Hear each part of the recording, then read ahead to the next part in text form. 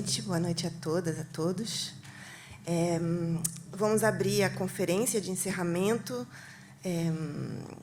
da 14ª reunião de antropologia do Mercosul, aqui em Niterói, com as falas de duas mulheres indígenas, lideranças, antropólogas e pesquisadoras. Eu gostaria de agradecer e de apresentar a Lorena Kaniukyo e a Rosileia Caingangue pela presença aqui com a gente, prestigiando esse encerramento. Lorena Kaniukyo é formada em comunicação social e doutora em antropologia. Ela é professora na Universidade Nacional de Rio Negro, na Patagônia Argentina, é membro da comunidade Mapuche Mariano Epulef e do grupo de Investigaciones en Territorializaciones, Alteridades e Agência Colectiva em Nor-Patagônia, de onde ela vem analisando as territorializações e demandas coletivas do povo Mapuche em Puel Mapu, território tradicional Mapuche, localizado a leste da Cordilheira dos Andes, na Argentina atual. Ela integra também o grupo de teatro Mapuche El Catango. Rosileia Caingangue é indígena do povo Caingangue e antropóloga, membro cofundadora da Articulação Nacional das Mulheres Indígenas Guerreiras da Ancestralidade, a AMIGA. É membro fundadora da Articulação Brasileira de Indígenas Antropólogas, a BIA, e atualmente é secretária substituta na Secretaria de Articulação e Promoção dos Direitos Indígenas no Ministério dos Povos Indígenas. Também é editora da revista de e para mulheres indígenas, FAGTAR, a força delas. Seu tema de pesquisa no doutorado foram as políticas e redes das mulheres indígenas do Brasil. Convido todos vocês a ouvirem as nossas duas convidadas. Muito obrigada.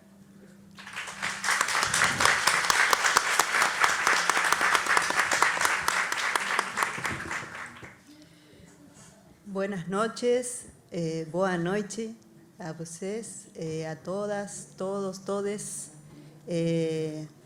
Quinhe Mari Piafinta Fachanto, Fachipulmeu, a Coluta Comimon, al Cutuluta Fachin Tranmu, en Tualutani Lamien Wen Canche. Bueno, ahí saludando también en el Mapudungún, que es la lengua del pueblo mapuche. Quisiera comenzar agradeciendo a las personas, en particular a las mujeres que hicieron posible que nosotras estemos acá, porque yo vengo desde la Patagonia, Argentina, actual Argentina, bastante al sur, como se lo propuso la RAM de pensar los encuentros del sur global. Yo vengo casi del extremo de la puntita de ese mapa que ustedes han tenido colgado en sus credenciales todos estos días. No imaginaba llegar hasta aquí y lo hicieron posible varias personas. En particular quisiera agradecer a Ana Gorosito y a Ana Lenton, que son dos antropólogas argentinas que se conectaron con Renata González, con Felipe, con Lucía Elban y con Oyara, que entre todos nos acogieron y posibilitaron que parte de la voz del pueblo mapuche también esté aquí en esta mesa, y que propicie que haya un encuentro entre integrantes del pueblo mapuche y el pueblo caingán. Así que estoy también muy conmovida por estar con Rosileia aquí, que no la conocía personalmente, pero que gracias a este encuentro me obligué a buscar quién era ella, y creo que es muy dignificante para las mujeres indígenas que hayan personas como ella también dando su voz en este lugar. Tras de esos agradecimientos, quisiera también agradecerles a ustedes por estar acompañando esta última jornada aquí. Sé que han tenido días de trabajos intensos, así que muchas gracias por estar escuchando. Quería comenzar con un mapa, no sé quién pasa las imágenes, aquí. Pero tengo que hacer así. ¿Y si esto se abre mágicamente? ¡Wow! ¿Más fuerte? Es maravilloso. Sí. Bueno, quería compartir este mapa para también graficar o intentar graficar de dónde es que vengo. Y También dar cuenta de que existe un territorio, una territorialización que se superpone a dos estados nacionales, el argentino y el chileno, y que se llama Wallmapu en nuestra lengua, que es el territorio tradicional mapuche, en un intento también para contribuir a desterritorializar nuestro propio imaginario acerca de cómo pensamos nuestro continente, la Vía Yala. Esto es el Wallmapu, y este era nuestro Wallmapu hasta antes de la llegada de los estados modernos. Pero, sin embargo, ahora voy a hacer de vuelta el... ¿Me sirve el teatro?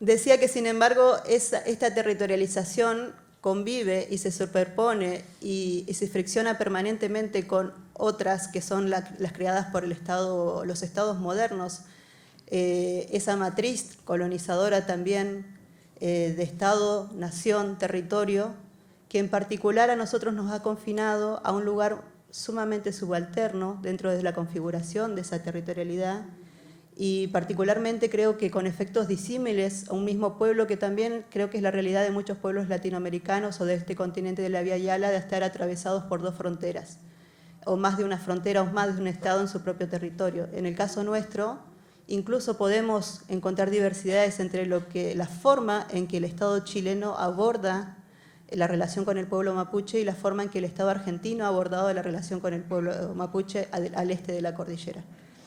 Digo que es particular y quiero puntualizar en esto porque la forma en que el Estado argentino incorporó nuestro territorio a su matriz de Estado-Nación-Territorio tuvo efectos bien concretos y fue creada a partir de una política muy puntual, que es una política que se basó no solamente en anexar territorios, sino en ir hacia los núcleos comunitarios y los núcleos familiares para desterritorializarlos por un lado, pero también fragmentarlos, desmovilizarlos, y se han generado procesos desde la época de la conquista, fines del siglo XIX, un poco más de 200 años, tampoco hace tanto tiempo, que nos ha obligado a desplazarnos de manera forzada a nuestros antecesores, a nosotros mismos, y eso en el presente tiene efectos muy profundos. Ahí ustedes están viendo un mapa, que es un mapa que creamos con una red que también integro, de investigadores en políticas sobre genocidio de pueblos indígenas en Argentina, donde pudimos graficar los traslados forzados, los movimientos de desplazamiento de población indígena desde los territorios tradicionales hacia los centros que se estaban constituyendo como los ejes productivos en Argentina, y que nuestra población, nuestra gente fue incorporada como mano de obra esclava. Que esos desplazamientos significó, por un lado, separar a la población masculina de la femenina, a los niños de los adultos, y que eso ha tenido efectos que perviven en el presente. Uno de ellos es que el Estado argentino aún no ha reconocido que ha cometido genocidio contra los pueblos indígenas. Y entre otras cuestiones, eso lo que hace es que un país que sí lo reivindico y me siento parte de esa lucha, que ha luchado firmemente por los derechos humanos, por también esclarecer con políticas públicas y juicios por la verdad, la memoria y la justicia, y llevar al banco a los genocidas que instauraron la última dictadura cívico-militar, sin embargo no puede dar cuenta de cómo se ha gestado su Estado desde los inicios, y todavía no ha podido reconocer que desde sus inicios ha tenido y ejercido el Estado una política genocida. Esta situación ha creado muchos efectos que venimos estudiando desde la academia y en conjunto también con el propio movimiento político al que pertenezco, el pueblo mapuche, pero quisiera puntualizar particularmente en tres efectos. Por un lado, la escisión del pueblo mapuche con su propio territorio, es decir, la separación física, material, simbólica. Por otro lado, la justificación que permanentemente ha esgrimido el Estado de la violencia estatal sobre la población civil, que desde ese momento hasta esta parte sigue siendo considerada inferior. Y finalmente, la invisibilización no solamente del proceso de anexión de los territorios y de violencia extrema sobre la población, sino también digo, esa creación de un imaginario a partir de esa invisibilización que ha logrado crear la idea de que Argentina es un país sin indios, que los pueblos originarios en Argentina permanentemente tenemos que estar discutiendo, sobre todo en el concierto de la Vía Yala, con el resto de los pueblos hermanos de la América Latina, que nosotros existimos y que estamos vivos. Es muy difícil para nosotros todavía dar la discusión en el seno, incluso de los propios movimientos indígenas, de que nuestra presencia pervive al presente. Y creo que eso ha sido uno de los mayores efectos que ha tenido esta política genocida. Somos más de 40 pueblos indígenas que estamos demandando derechos y que estamos sobre todo demandando la posibilidad de reivindicarnos nuestros propios términos. A ver. Me va a quedar gustando esto. En la actualidad es algo que también se ha discutido en muchos grupos de trabajo, es cómo está configurado en este momento nuestro continente y cómo también las políticas extractivistas están generando un modelo de acción de esos estados, de las corporaciones multinacionales sobre los territorios, es siguiendo la línea de esos mapas que traté de traer para graficarles nuestra experiencia. Es en ese territorio que fue anexado, que fue el territorio ancestral del pueblo mapuche y del pueblo gununacuna, colonizado por el Estado argentino, donde se encuentran un número importantísimo de emprendimientos extractivistas impulsados por corporaciones y holdings internacionales que son avalados por los gobiernos nacionales y provinciales. Y que eso, en el presente, a nosotros nos da una impronta además de a todos los problemas que vengo enumerando, además, digo, de poder dar cuenta no solamente de la existencia y la preexistencia de los pueblos indígenas, sino que además ahora esa interlocución ya no es solamente con el Estado, sino también con estas multinacionales que no tienen una figura clara y no se desenvuelven claramente con referencias en nuestros territorios. Desde 1990, el pueblo mapuche ha venido gestando en Argentina un proceso de movilización política supracomunitario muy importante que ha hecho que se logren crear ciertas demandas y se logre crear en el escenario público también reivindicaciones y se establezca que nosotros somos un pueblo preexistente con derechos y que una de las principales demandas es que nuestros territorios entonces sean reconocidos, relevados, demarcados, delimitados, que sean resguardados y que eso ha creado que también se superpongan diferentes dinámicas de políticas en esos territorios que además están codiciados por estas multinacionales. Hoy escuchaba en un simposio, todo el proceso de movilización que se crean en las regiones cuando los modelos extractivistas regionalizan nuestros territorios, zonifican nuestros territorios y vuelven a segmentar nuestros territorios que nosotros estamos tratando de unir a partir de esas memorias colectivas de las cuales nosotros hemos sido despojados. Es decir, volver a reunir aquello que fue desunido en el proceso genocida, ahora está volviendo a ser disgregado de otras maneras a través de las multinacionales y las políticas de extracción del litio, de instauración del hidrógeno verde, de los proyectos megamineros, los proyectos de explotación por el fracking petrolero y también aquellas corporaciones que vienen a demandar, o mejor dicho, a querer comprar las nacientes de agua.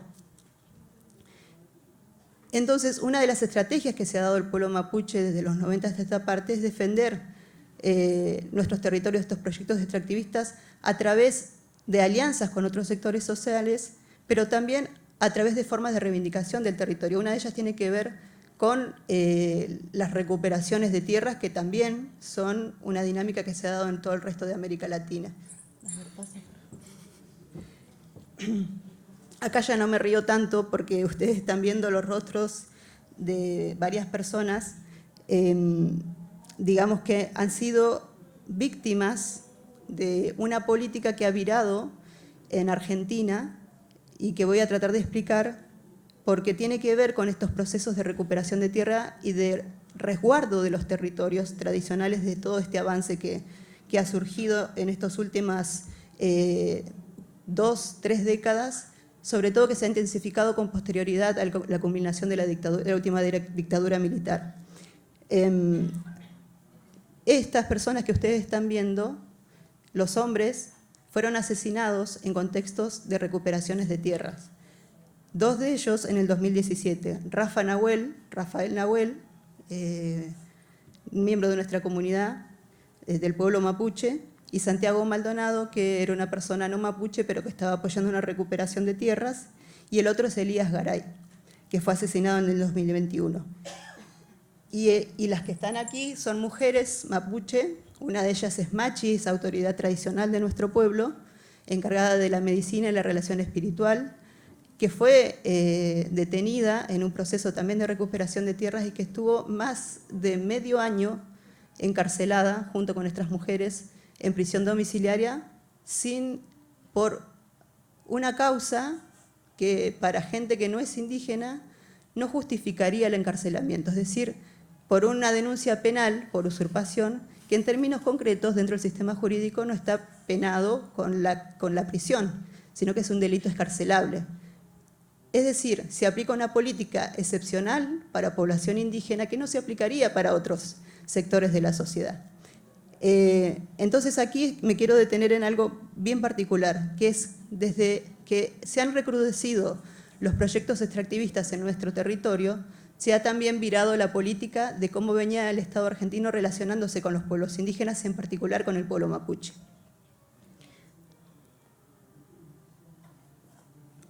Porque hasta inicios del siglo XXI, la política básicamente era asistencialista hacia los pueblos indígenas.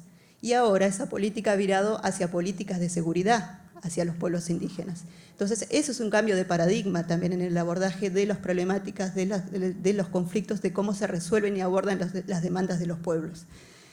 Eso ha creado, entre otras cosas, que nosotros tengamos que sumar al largo listado de presos políticos y asesinados del pueblo mapuche del lado chileno, estas personas que están viendo ustedes en esas imágenes.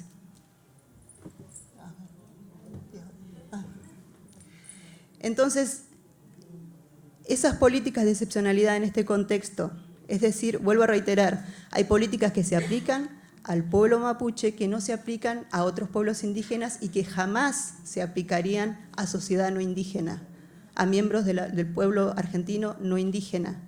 Por eso hablo de política de excepcionalidad que normativiza una forma de relación, ¿sí? Y que entendemos que ahí esa pregunta que comparto con ustedes es la que nos venimos haciendo en este último tiempo con la gente de mi pueblo, que tiene que ver con qué nociones, qué ideas son necesarias, además de todo lo que estamos viendo materializado en nuestros territorios, esos avances de corporaciones, la extremización de las políticas de seguridad en nuestros territorios, la judicialización permanente de nuestras demandas. Queremos también pensar sobre las ideas o qué nociones requiere reactualizar el proyecto extractivista. Y digo reactualizar porque estoy pensando en esta historia que quise sintetizar acá para compartir con ustedes de relación entre el pueblo mapuche y el Estado argentino. En primer lugar, se refuerza la idea claramente, que no es nada novedoso lo que voy a decir, de que la naturaleza es un recurso. Y eso para nosotros no solamente es doloroso, sino que atenta contra nuestro fundamento de vida. Digamos, también se atenta contra el lugar donde se espacializa nuestra pertenencia, y nuestra pertenencia además es una trama que se está tratando de urdir nuevamente luego del proceso de despojo y desplazamiento forzado que ya les compartí hace un momento.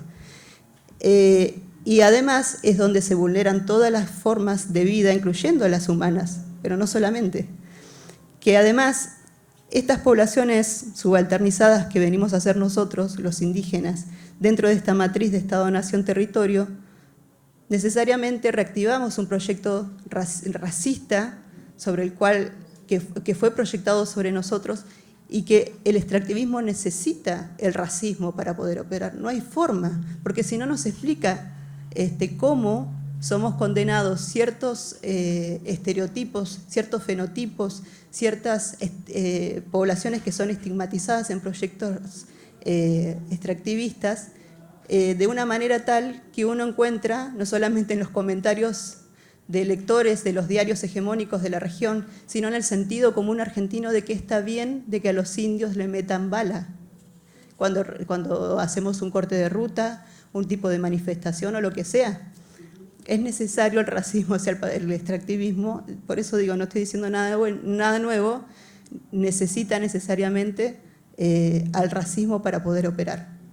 Y por otro lado, que se debe profundizar en un esquema que reivindique la superioridad de los hombres sobre las mujeres y las diversidades, porque un sistema heteronormativo es un sistema que puede organizar jerárquicamente y desigualmente a las vidas que hay dentro del territorio y fomentar la idea de que puede tomarlas a su disposición y explotarlas para su beneficio en el momento que sea necesario.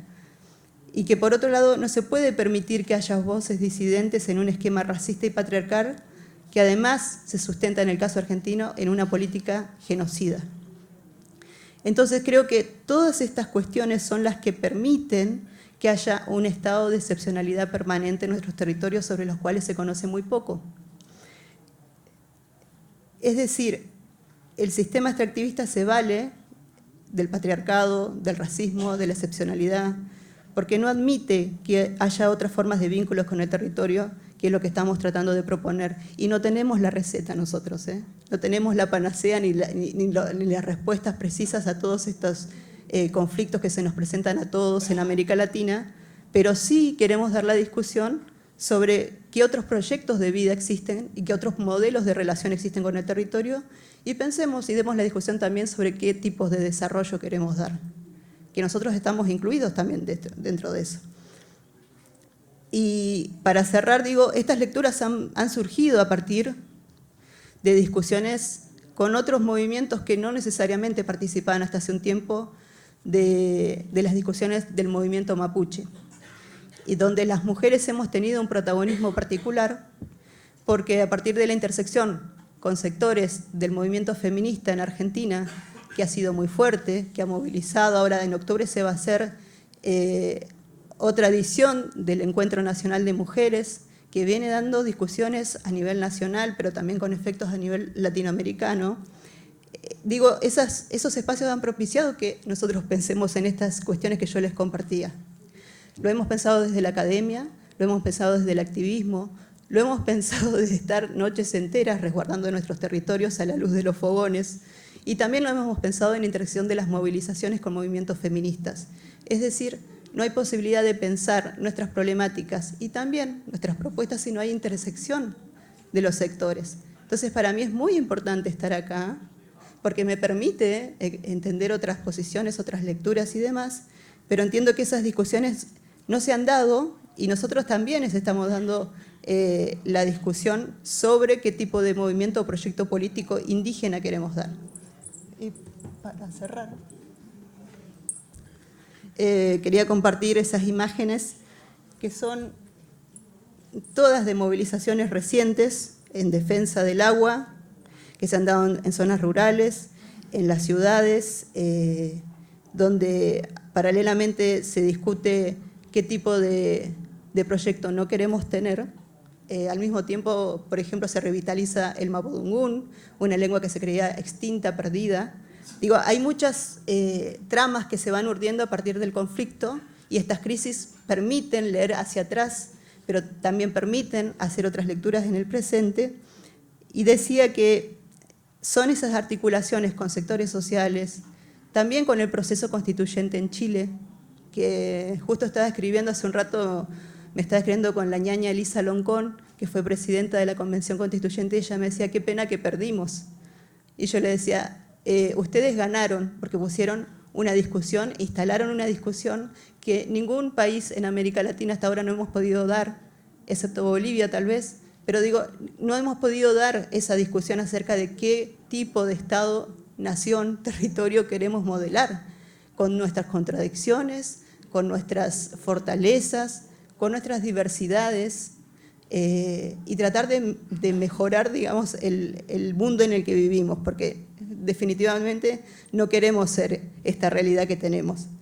Decía que esa articulación es la que nos ha permitido, por ejemplo, revisar los silencios de la historia en el marco del contexto argentino, es decir, comenzar a nombrar esa política de anexión y de incorporación y sometimiento de la población indígena como genocidio, con todo lo que ello implica, que además podamos rever las formas de construir política al interior, incluso de los propios movimientos indígenas, cuestionando el patriarcado que hay dentro de nuestros propios movimientos, y también porque no hay forma de no cuestionarlos, digamos, porque ese patriarcado es el que cimenta la relación de esta sociedad con el territorio de la manera en que lo estamos viendo, con esta línea de pensar que el extractivismo no puede convivir sin el patriarcado. Bueno, entonces los movimientos indígenas no podemos ser patriarcales, porque entonces, ¿qué estamos proponiendo? Tenemos una fuerte contradicción ahí y eso genera muchas rispideces, no es algo fácil, se los aseguro. Y por otro lado, participar de instancias donde hemos venido discutiendo el extractivismo, a nosotros nos ha permitido empezar a mirar el resto del continente.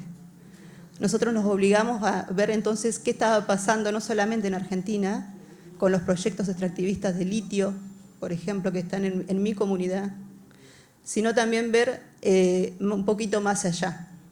Y creo que eso no se producía, si no estoy mal, desde 1992, cuando se conmemoró el hito de los 500 años, que hubo una movilización fuerte en América Latina de todos los pueblos originarios, y no sé si lo digo más con esperanza que como una proyección política, que ojalá esta crisis, este modelo de sociedad que se está poniendo en crisis y que muchos estamos cuestionando, también nos permita a los pueblos originarios de este continente volver a reunirnos, porque el extractivismo está operando de una manera que está arrasando con nuestras territorialidades, no solamente la de los indígenas, sino también la de los estados-nación y la de las sociedades que se piensan todavía unidas como naciones, y que está bien que así sea. Pero digo, está desterritorializando un esquema de vida que nosotros estábamos proponiendo o que estamos defendiendo, y que ojalá, digo, estos proyectos que nos ponen en crisis también nos permitan volver a reunirnos, así como estamos haciendo hoy. Quiero decirlo, no conocía sobre el pueblo Caingán, y creo que esta mesa y pensar también las luchas que ustedes están llevando adelante son las que nosotros nos están permitiendo ahora tener más herramientas para pensar otros proyectos de vida posible entre todos. Muchas gracias.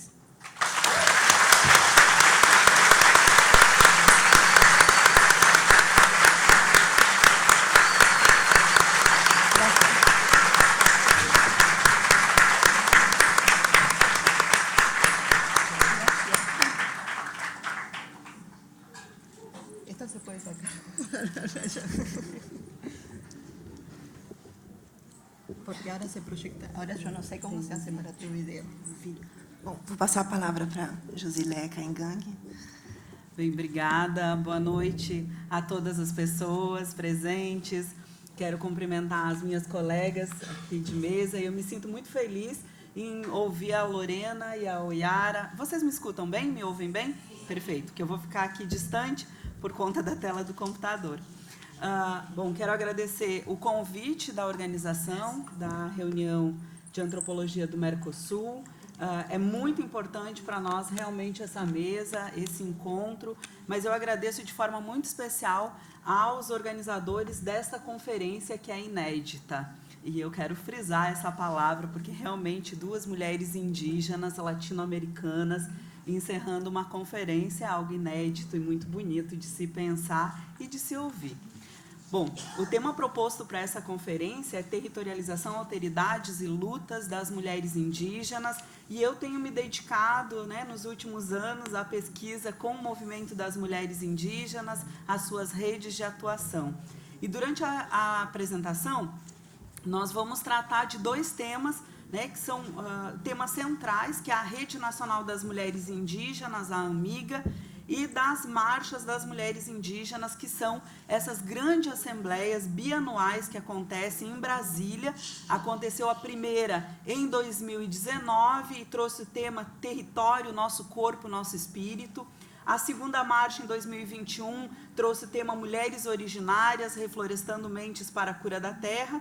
E a terceira, que vai acontecer esse ano de 2023, de 10 a 13 de setembro, que vai trazer o tema Mulheres Biomas em Defesa da Biodiversidade pelas Raízes Ancestrais. Aí pode tocar o maracá, parenta.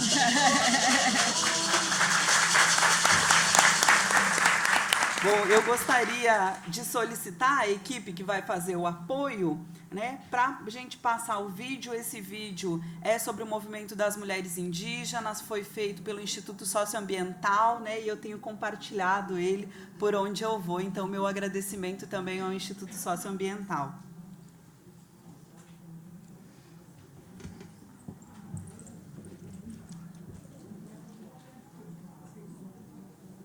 Tem som, né? Tem som.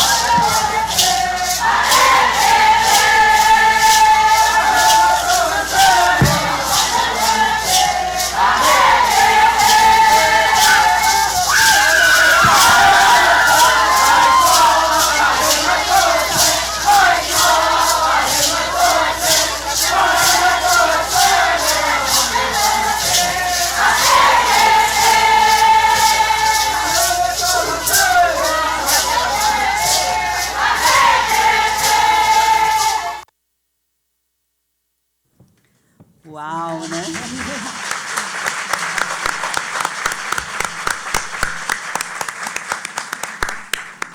Eu compartilho aqui o uau da minha colega Lorena, porque esse é um movimento ao qual eu pertenço, e eu me sinto muito feliz por pertencer a esse lugar das mulheres indígenas. Bem, então, as mulheres indígenas, elas têm sido essa força motora do movimento indígena local, do movimento indígena local, regional e nacional. Essas presenças, movimento, elas destacam características que são importantes na discussão sobre as redes que nós viemos formando e alimentando ao longo do tempo e que eu tenho chamado de redes de partida e redes ampliadas, de e com mulheres indígenas.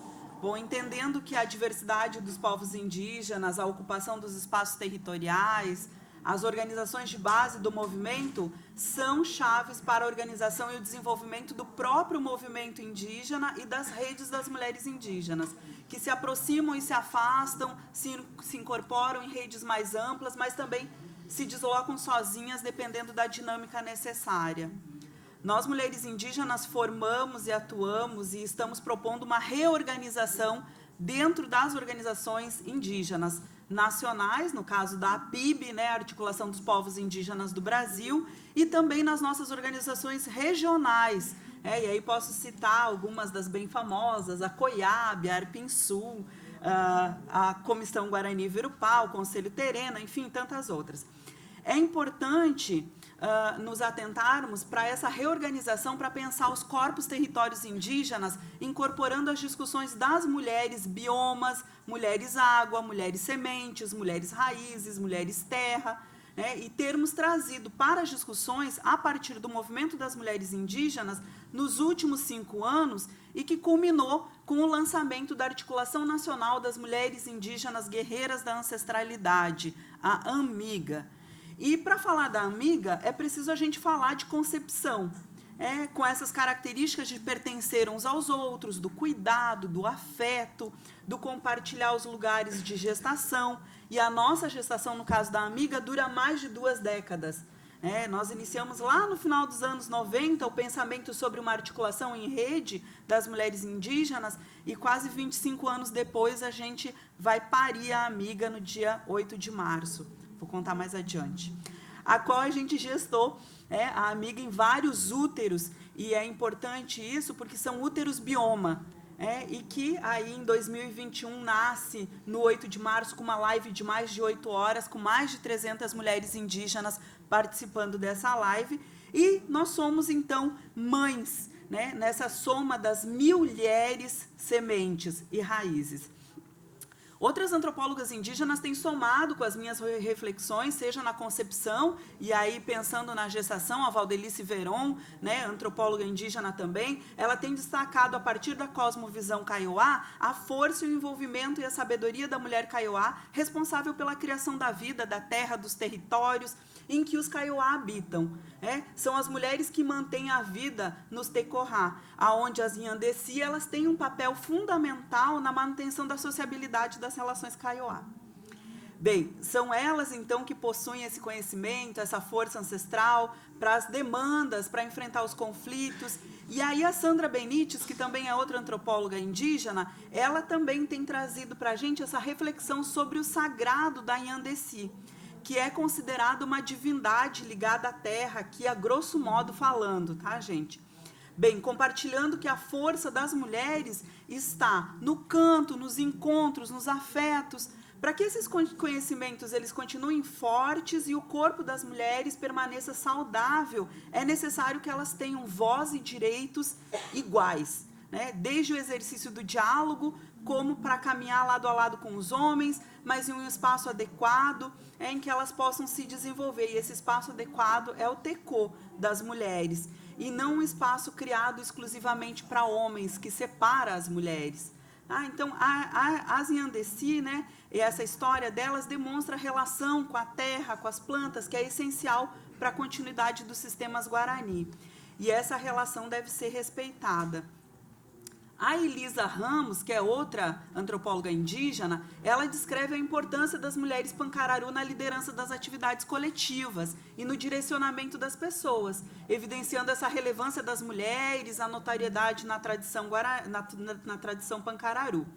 Bem, e aí, pensando essa cosmovisão guarani, que inclui a figura da mãe verdadeira, conhecida como a Inhandeci, como base fundamental na construção do território, no modo de vida do povo guarani, ela é vista como uma liderança religiosa, um guia espiritual, responsável por manter a conexão entre o mundo divino e transmitir a sabedoria que sustentam o Tecoá. Bom, e aí a palavra sagrada, as redes de solidariedade entre essas mulheres, elas também são vistas como um poder político. E é aí que a AMIGA entra em todo esse pensamento de desenvolvimento dessa relação com o território. As narrativas dessas pesquisadoras indígenas, elas destacam o protagonismo feminino em termos de sabedoria sagrada, relação entre mulheres, mulheres e terra, mulheres e ancestrais, mulheres e encantados. Essas descrições, elas são centradas em relações outras que vão desencadear no pensar sobre a AMIGA, sobre essas mulheres que conectam o chão da aldeia com o chão do mundo, criando pontes entre os conhecimentos. O processo do empoderamento das mulheres indígenas, ele está localizado numa busca por subverter as mazelas causadas pela colonização, por meio das lutas ancestrais e dos protagonismos das mulheres indígenas. Esse processo é fortemente vinculado à presença ancestral e seus efeitos no empoderamento. o que demonstra que as mulheres indígenas não são meras receptoras das noções do pensamento ocidental. Elas são também promotoras de pensamento. Além disso, a maior inserção das mulheres indígenas em espaços fora dos territórios, como as universidades, a política institucional, o movimento indígena, tem uma relação com o aumento de eventos e ações que são protagonizadas por elas, o que contribui para a emergência de um modo singular de fazer política e os delineamentos próprios que as mulheres trazem ao mundo político. Nesse aspecto, as diferenças que singularizam o modo de luta das mulheres indígenas, elas parecem brotar das relações entre as presenças que compõem a coletividade política das marchas, o corpo, a ancestralidade, a terra, o cuidado, e é relevante destacar, então, que essas conexões entre presenças que são manifestadas nas ações e nas narrativas das mulheres, elas apontam para um estabelecimento de uma agência política com outros seres, e que nós precisamos sempre considerar, sejam eles humanos ou não humanos, e com isso questionam certas divisões, como a da antropologia clássica, natureza e cultura, bem como outras divisões que se baseiam nelas, aí que outros colegas antropólogos já têm debatido essas noções, né, e aí tem destacado o romper com essa divisão natureza e cultura, e que é o primeiro passo, né, para liberar essa multiplicidade de seres humanos e não humanos que são excluídos do domínio da política. Bom, a partir da marcha e narrativas das lideranças, é possível a gente perceber a criatividade feminina. No documento final da primeira marcha, as mulheres afirmaram a necessidade de retorno à complementariedade. E aí esse retorno é o retorno do feminino e o masculino na mesma luta. E esse retorno ele representa uma busca por contrapor e problematizar as práticas cotidianas e as formas de organização políticas contemporâneas entre os indígenas, trazendo reflexões críticas. Uma das formas de avançar nesse sentido é dialogando e fortalecendo a potência das mulheres, retomando os valores com as memórias matripotentes, e assim promovendo os avanços nos pleitos sociais relacionados ao território. Com o avanço do protagonismo indígena feminino, né, tornou-se evidente a importância da força da sabedoria sagrada da mulher indígena, que houve um momento que ela foi deixada de lado. Então, há esse renascimento, essa necessidade da interação com outros seres, né, e um novo modo de luta que valoriza a escuta e o cuidado de preservar a vida. Nesse contexto, a referência que nós temos das mulheres indígenas, né, a da matripotência, ela ressoa com a valorização do feminino e tudo que ele representa. E essa valorização incluindo a força, a sabedoria sagrada feminina, bem como as relações entre as mulheres, a mulher e a terra, as mulheres e a ancestralidade, sempre fazendo essas conjugações. Isso também vai implicar no retorno de um feminino como uma criação, um cuidado, a cura, e que são ações essenciais, né, para a manutenção dos modos de ser indígena e um conhecimento que parece ser compartilhado principalmente entre as mulheres e que é proposto para ser entendido como um campo de luta política. Isso sugere, então, que o protagonismo das mulheres indígenas, o protagonismo feminino, não é simplesmente uma novidade que surge a partir do contato com a política ocidental e as teorias de gênero, embora elas possam, sim, adquirir aí novas formas nesse encontro, e esses são encontros importantes. Junto com a amiga, nós temos retomado e criado termos sobre nós, mulheres indígenas, que nos permitem apresentar conceitos que nos identificam e nos colocam no nosso modo, nas disputas narrativas, e um exemplo desses conceitos é somos porque somos, nos qualificando nos termos as primeiras brasileiras, as vozes da ancestralidade. E muitas vezes esses termos, quando chegam, eles são repudiados, questionados, mas nós dizemos que nós queremos ser tratadas assim. Essa afirmação, ela se complementa com o fato de que as mulheres originárias são a própria terra. São sementes plantadas na terra e nos biomas, em conexão com os rios, com as matas, mobilizadas e politizadas pela ancestralidade, que é outro caminho que a gente vai retomar a todo momento. Nós não estamos aqui porque estamos aqui, nós estamos porque outras nos fizeram chegar até aqui, o que nos torna inseparáveis umas das outras. Nesse contexto, é notável a criação das mulheres que incluem uma perspectiva baseada nas experiências das nossas ancestrais, as quais, através da valorização e da manutenção da sabedoria feminina sagrada, permitiram-nos chegar até aqui. E aí a antropóloga indígena Braulina Baniwa, ela destaca que se as avós dessas mulheres, que somos nós, né, dessas mulheres, sofreram com a violência do silenciamento, hoje nós ocupamos espaços para dar visibilidade e protagonizar a continuidade das práticas milenares dos nossos povos. E esse aspecto também se estende à política, demonstrando a nossa capacidade de resgatar o encanto pela política, por meio de discursos, movimentos, fluxos que incorporam o vínculo com a terra e o vínculo com as nossas ancestrais. E apesar dos inúmeros esforços em se destruir os nossos mundos indígenas, nós continuamos aqui, resistentes, resilientes, e dessa forma nós, mulheres indígenas, temos investido aí continuamente em retomadas e na reconstrução dos mundos. Bom, ainda sobre as criações políticas, né, a gente pode dialogar com outros tantos e outras tantas antropólogas que têm falado que as marchas, elas refletem a luta, elas nos conectam com o passado e com o futuro no presente. E esse movimento, aí como diz o Stingers, né, não é uma fumaça das bruxas queimadas, né, mas sim uma violência colonial que nossas ancestrais foram submetidas, e o silenciamento que foi imposto como uma tentativa de apagar os nossos conhecimentos milenares. Aí, bom, nós temos aí outros conceitos que a gente tem tomado para as nossas experiências, né? Como as conexões com as matripotências comunitárias, o modo de ser e de viver, com a palavra da mulher, e aí o conceito que a gente tem partilhado com a socióloga Yumi.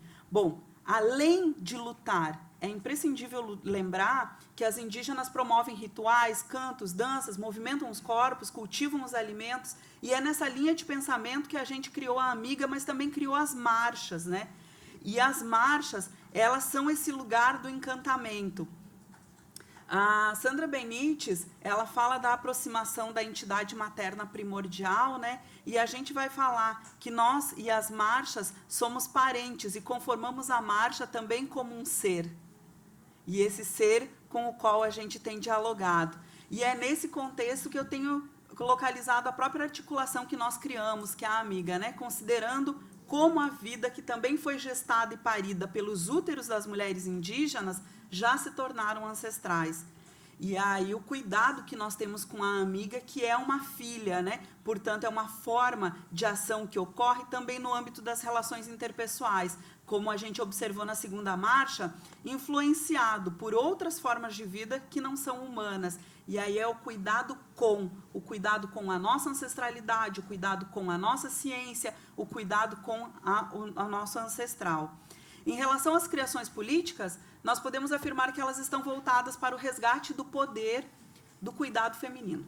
Essa ação concreta não é exclusiva dos corpos femininos, que estão aptos a gerar, mas uma ação coletiva que abrange aí os seres humanos e não humanos numa potência política diante dos desafios impostos. E quais são esses desafios maiores? O chamado da terra talvez seja o maior desafio que nós, mulheres indígenas, temos tentado mediar.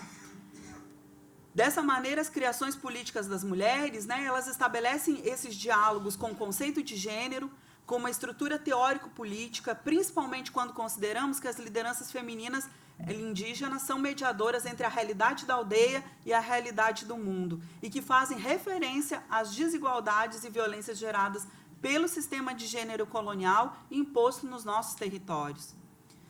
E quando necessário, as nossas lideranças, e não tendo vergonha nenhuma disso, nos apropriamos de conceitos ocidentais, por exemplo, de gênero, né? Mas que sempre nós tentamos indigenizar esses conceitos. E isso tem sido frequentemente afirmado pela Célia Chacriabá, nossa deputada, né? De qualquer forma, é importante destacar que a condição indígena é um aspecto central da identidade da política das mulheres indígenas, porque a luta das indígenas tem raízes, então, nessa ancestralidade coletiva e nas demandas dos nossos povos. E, além disso, a principal bandeira de luta das mulheres indígenas é a defesa da terra, porque defender a terra significa defender a vida. A Amiga, ela é construída por indígenas mulheres, definida como um movimento ancestral, tradicional, social, e a Carta de Princípios da Amiga, ela nos autodefine como as primeiras, as originárias, as guerreiras da ancestralidade. E a Amiga se referencia nas coletividades indígenas a partir daí, guiadas pela força e sabedoria proveniente das nossas que já se foram.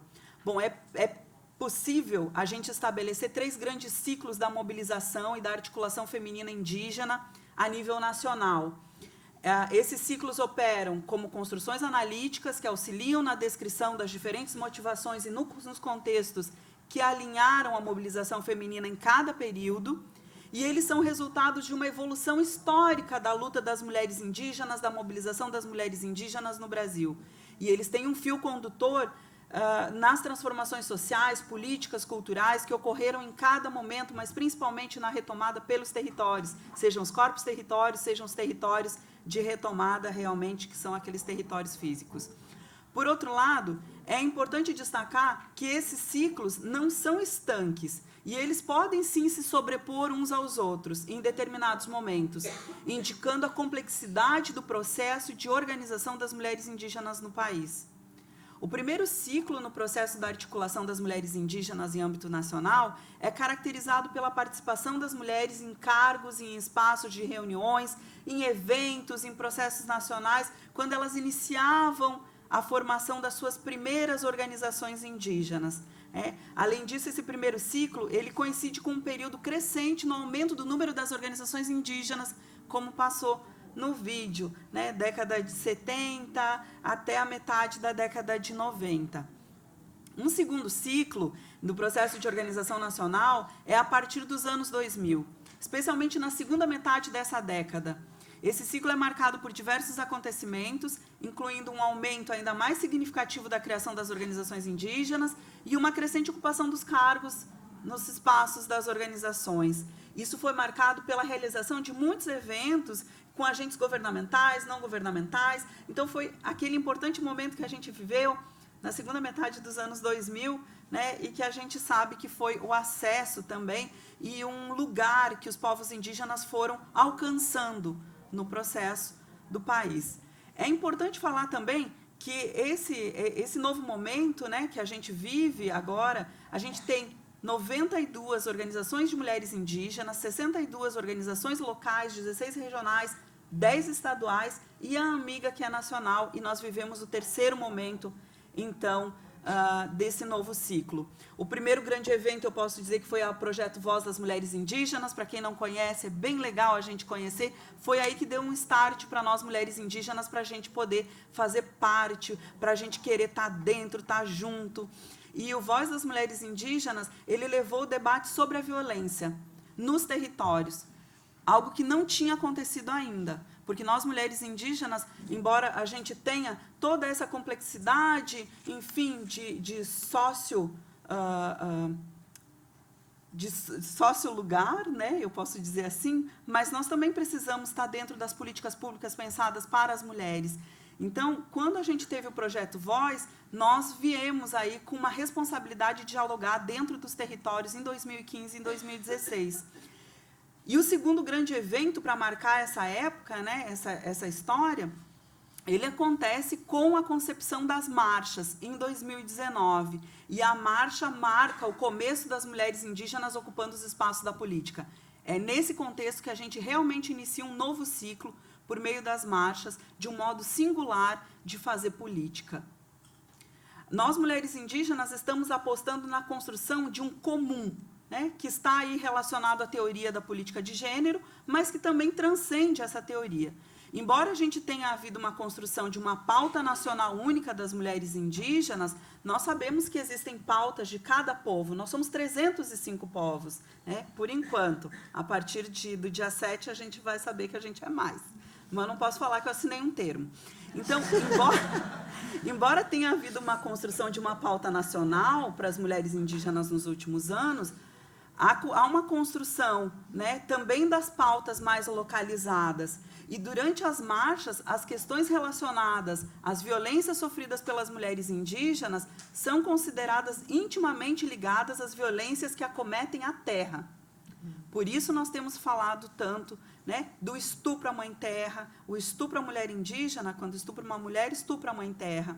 A primeira a ser atacada foi uma mulher, que foi quem? A terra. Né? Quando se violenta a terra, se violenta a mulher. A Mãe Terra vem sendo estuprada há muito tempo. Então, que foram muito divulgadas durante as marchas, e essas frases, elas denotam violência que são vistas como intimamente relacionadas e que impedem a vida. E impedir a vida é impedir que os nossos modos, que as nossas tradições, que as nossas culturas permaneçam aqui. Além disso, existe o potencial agregador das frases de efeito, como território, nosso corpo, nosso espírito, né, que foi da segunda marcha. E mulheres originárias reflorestando mentes para a cura da terra, em um momento muito propício, durante a Covid-19, né, em que todos nós estávamos muito fragilizados, em 2021.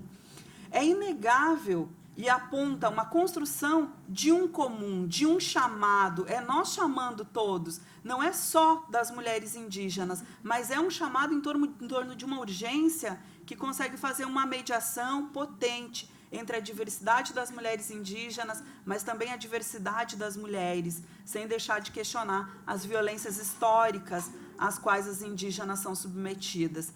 Bom, eu vou pular um pouquinho, porque eu escrevi tanta coisa que eu queria contar para vocês, mas durante a segunda marcha, nós decidimos, né, que para além desse lugar de denúncia, de buscar soluções e estratégias de combate à violência em todas as suas formas, nós queríamos também se articular para construir um outro lugar, que é o lugar da política partidária. Né? E a segunda marcha, ela trouxe esse debate da necessidade de articular a rede e mobilizar mulheres e candidaturas aos pleitos eleitorais. A Caravana das Originárias, que faz parte da Amiga e durante o período do ano passado visitou 23 territórios, ela fortaleceu mulheres dos 6 biomas brasileiros que se colocaram à disposição como candidatas pela bancada do COCAR. As candidatas nos pleitos estaduais foram 7, nos pleitos federais foram 6. A bancada do COCAR elegeu 2 deputadas federais, Sônia Guajajara e Célia Chacriabá. Sônia foi convidada a capitanear o primeiro Ministério dos Povos Indígenas, sendo a primeira indígena a ocupar este lugar no Poder Executivo. A deputada Célia Chacriabá, na Câmara Federal, no Poder Legislativo, representa a bancada do COCAR e hoje se soma uma outra mulher indígena, que é a Juliana Cardoso. A eleição das nossas mulheres terra, as mulheres terra são as mulheres cofundadoras da Amiga, nos colocaram em um lugar que nos foi negado durante muito tempo, historicamente desde sempre, né? Porque nós precisamos superar um racismo contido na nossa ausência nos espaços de tomada de poder. Poder, inclusive, sobre a nossa existência. Nessa direção, a deputada Célia tem reforçado em seus discursos que nós precisamos mulherizar o Congresso Nacional e indigenizar a política brasileira.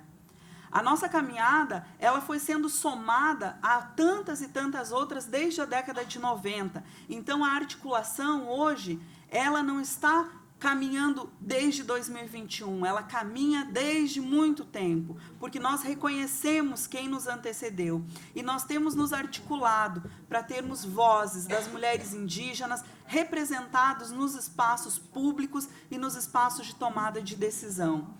A Amiga é essa articulação com quem eu me mobilizei e com quem eu me construí durante os anos 2000 e que eu vejo hoje como essa grande articulação de mulheres que está no Brasil, mas que tem articulado com outras mulheres a nível latino-americano. A Amiga é a representação do fazer política de uma outra forma. É a representação de dizer que nós, mulheres indígenas, temos nos desafiado a ocupar lugares que muitas vezes estão com as portas fechadas e, mesmo assim, nós temos derrubado as portas para poder entrar. Obrigada.